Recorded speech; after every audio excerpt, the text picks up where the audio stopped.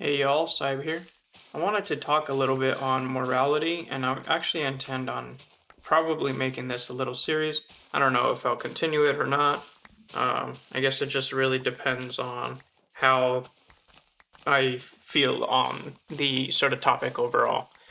So, for all I know, this is the first and the last question or philosophical sort of thinking on morality, more specifically human. Although I do think that animals do actually have a sense of morality and not just instinct. But let's jump right into it. So, in terms of morality, we often think of it as something that is taught.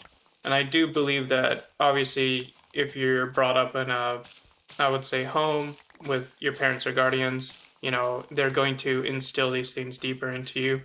And probably there are some things that are more instinctual or taught rather than just a deep overall sense of morality. But speaking of morality, I do believe that all of us have a sort of deeper sense of what is right and wrong in the truer sense, not just culturally. Uh, I believe that this is even seen in other civilizations, even when you go back in time. So they often the argument is, hey, the sort of morality of things changes as the culture changes or as the civilization sort of tells you what is right and what is wrong. But actually, we don't really see much difference in terms of civilization from 1,000 years ago compared to today, or even far beyond that, BCE. And I do believe that the reason is that while things do change, such as, I don't know, say, take an extreme example, sacrificing children, I don't believe that if you were to go back in time and, let's say, end someone's child's life cycle, right? I don't believe that they will call that right and just, even if you yourself, believe it to be true. And this isn't really a sort of egotistical sort of type of thinking, right? I do know that there is that sort of teaching that, oh, the ego, everyone has their own sense of right and just.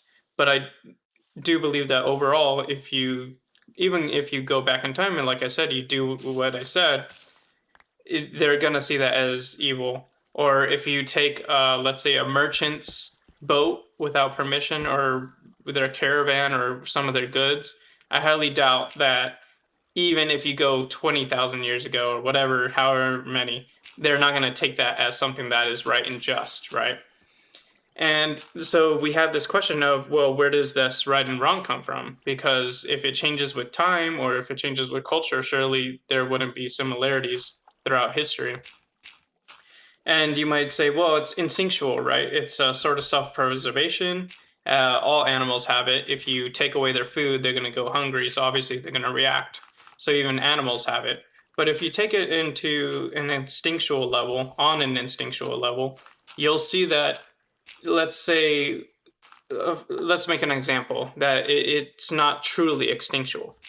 So take someone that is drowning. Let's make it extreme, a child drowning. And let's say that you are in danger of also drowning.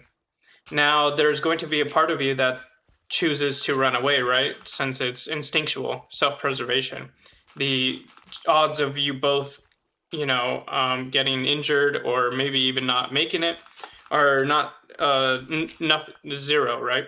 Or nil.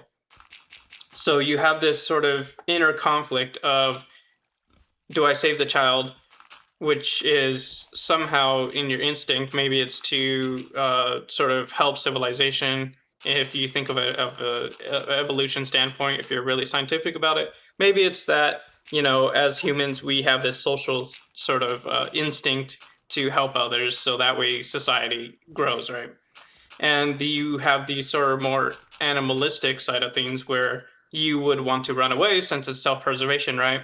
And one loss of life would equivalent to net zero since you're saving your own, right? So it's one loss versus one guarantee, or highly statistically guaranteed life, right?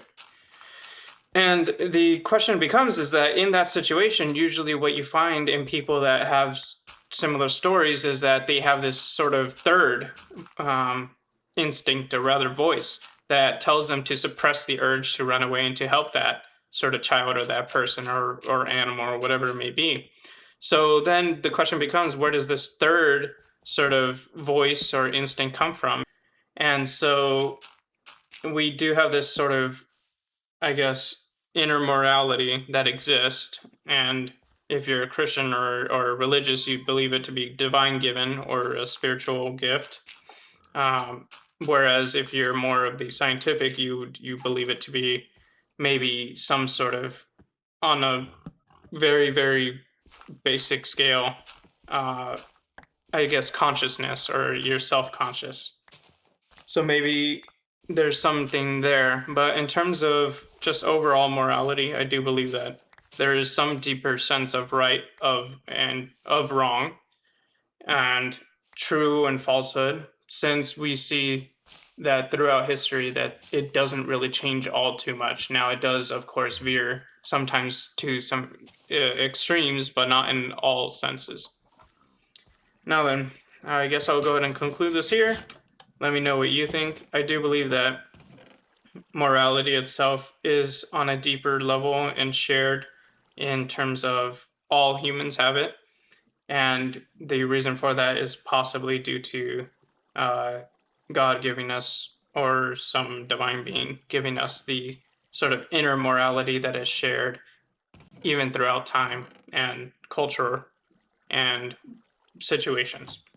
Anyways, thanks all. See y'all. Bye.